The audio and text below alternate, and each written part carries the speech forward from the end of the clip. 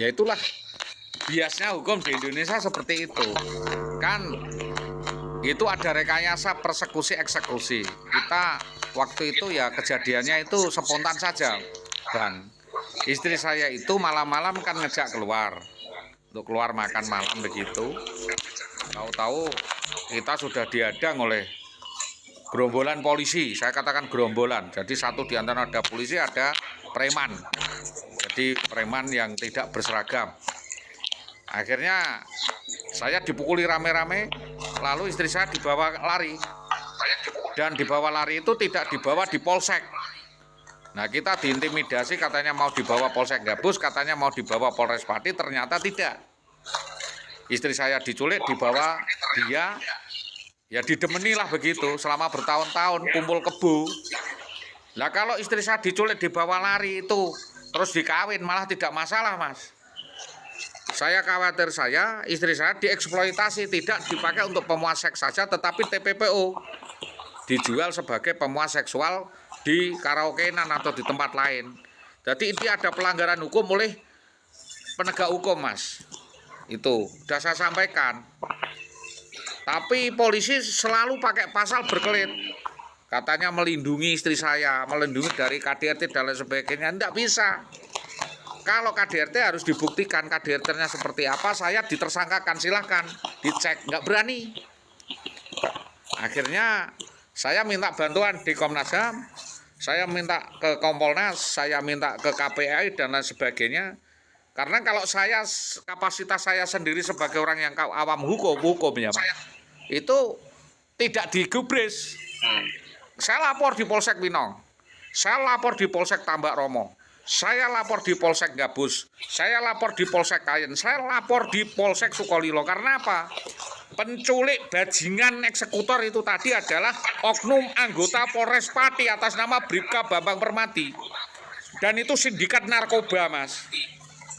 Sindikat narkoba, sindikat jaringan minuman keras, togel, sangat besar. Dan saya itu bisa seperti Joshua, ditembak sama Sambo, Mas. Jadi saya ini sudah sampaikan, kalau Mas mau tahu silakan buka YouTube saya, Didik Samin Wong Edan Pati. Jadi saya selama 15 tahun ini dikejar-kejar, seolah-olah saya ini digasangi jogangan untuk menjadi tersangka perkara apa yang dibuat-buat oleh polisi-polisi itu. Bajingan. Itulah kepolisian Indonesia sekarang warnanya seperti itu. Kapan Indonesia maju kalau kepolisian itu kelakuannya seperti itu? Ngeri, Mas. Kita ngadep ke polsek. Ini, Mas. Mintanya uang, Mas. Kita ngadep ke polsek itu, polsek mau datang ke rumah saya tuh kalau minta uang 7 juta, 3 juta. Gelar perkara, saya disuruh ke kantor. Lah nanti kalau ke kantor saya punya urusan dengan polisi, lah di kantor saya digebuki.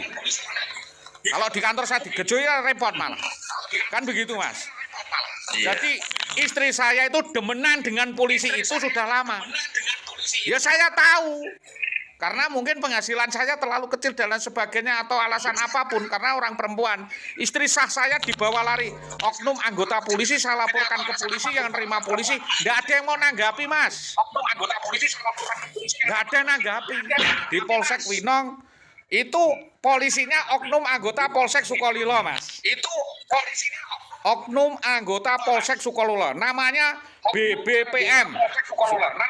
Ya, Bribka BBPM. Sudah diakui Kapolseknya waktu itu Pak Solikul namanya.